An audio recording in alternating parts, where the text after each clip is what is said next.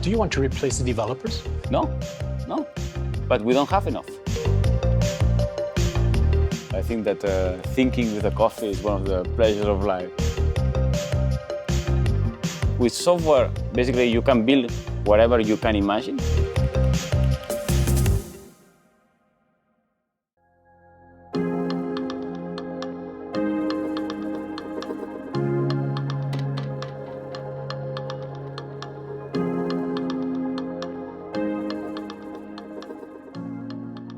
Thank you, Jordi. Thank you for taking me to your lunch break. We're here in a coffee place, which is a place you're regularly coming. What do you like about it?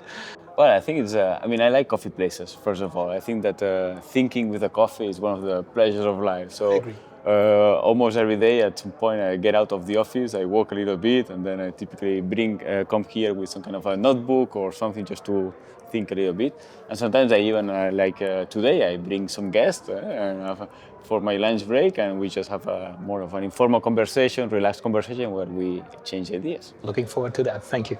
Jordi, you're doing research for 25 years, and I was wondering if you were not doing research, what would you be doing?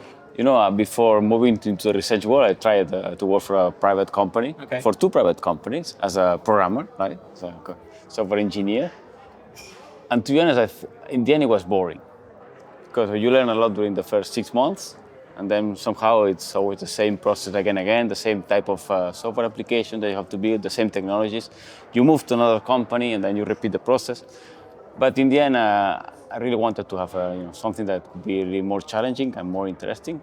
And I think that in these 25 years of research, I never got bored at all. So I think we are good on that. Do you remember kind of a turning point where you said, okay, I have to change the way software is made? I don't think at the beginning I had this vision, right? At the beginning, what I wanted is to create video games. Okay. And the first program I created were video games, so I learned a lot about how to display images in the screen, which at the time was much more complex than now. Then, of course, I realized also quite quickly that I was not as good as a programmer as some of my colleagues. So then is when I started to think, okay, I have the ideas, I have the vision for what I want to build, but I'm not that good at building it like others, right? So this is where I really started to think how we can accelerate the development, how we can make it more accessible to less technical people, still technical, but less technical people. And this is basically what triggers most of my core research since the beginning, which is always how to democratize software development. Do you want to replace the developers? No, but we don't have enough. So imagine that you are a company that you want to create a software system, a complex one, and you need to hire developers. Where are you going to find those developers? It's very difficult to find. Ask any company, any consultancy company in Luxembourg, in Europe. It's very difficult to find highly trained professional developers. So we need solutions. And the second best solution is not to eliminate them, but maybe make them first more productive so that they can create more with the same hours of time. And also that sometimes you give the tools to the non-developers to do some adaptations, to do some small prototypes, to do some toy applications alone. And then maybe for the complex ones, you still go to the professional, right? But again, it's more of not about replacing them, but just acknowledging that we don't have enough developers available and we need to build a lot of software.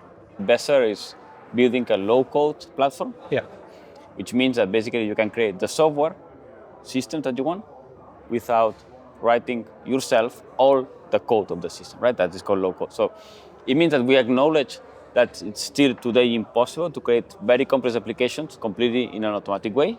So there are still some parts that you need to code, but most of it can be automated. So that alone already basically enables having less developers creating better and more complex software. And that's really the goal of BESSER is to provide tools to design the software. And from those designs, you can automate the development of part of the software, a huge part. So the BESSER stands for Better, Smart, Software, Faster. Exactly. Right? You got the PEARL grant, the bigger grant. What did PEARL make possible that would not have been possible with a smaller grant? I think that there are two key factors, right? One is the total amount that allows you to create, not just pay for 1, 2, 3 postdocs, but to create a team.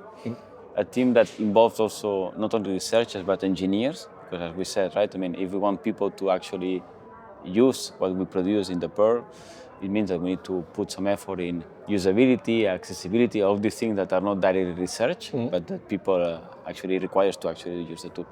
And the second point is that the longer, because most projects are short, 2-3 years, instead the Pearl is 5, which give you a much more time to actually not only produce the research, but also mature the tool, validate it, and have the time to try to find the users, get them on board, and get their feedback. I think both aspects are very important. Not long ago, you published a second book about tips, and you would like to share also with younger researchers. So you have your 25 years of experience, you're leading the team. What sort of learnings would you like to share with students, PhDs, and also maybe young entrepreneurs? I mean, I think it's really part of my job as well, right? And I guess maybe other colleagues may disagree, but I think that my job is not only to produce research, but to produce researchers, right? And I really believe that, again, when you have certain experience, you can really do a lot of mentoring and make sure that you are helping the next generation of researchers that will be the ones producing the research when you are already retired, right? And in the book, basically what I try to do is to really write down lots of advices that I give typically to my people in a way that it's easy to read and to digest. 5 years from now, what would be success for BESSER? Really, a success for me is impact, and for me, impact means really users. People actually and companies using BESSER, right? Because we could talk about scientific publications and maybe patents. Okay, BESSER is open source, so by the way, so basically everybody can use it for free. And we're really trying to democratize the access to software development. So to me, the best measure of success is how many people will be using BESSER to create their systems. In that relation, why is the project, and with the project also the topic, important to Luxembourg? Well, first because, again, there's this shortage of developers. And if you go to the official stats of the jobs that are more demanded in Luxembourg, software development is always there, right? So I think that for a small country like Luxembourg, having the opportunity to enable all the people, all the companies of Luxembourg to create better systems for being more efficient themselves in a context where they are not able to import even, right, these software developers, it's key for the digital transformation of the country.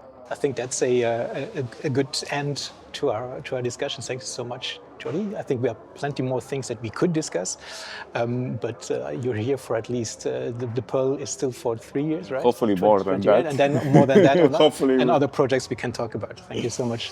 Thank you. Thank you. Can now finish the coffee. Yeah.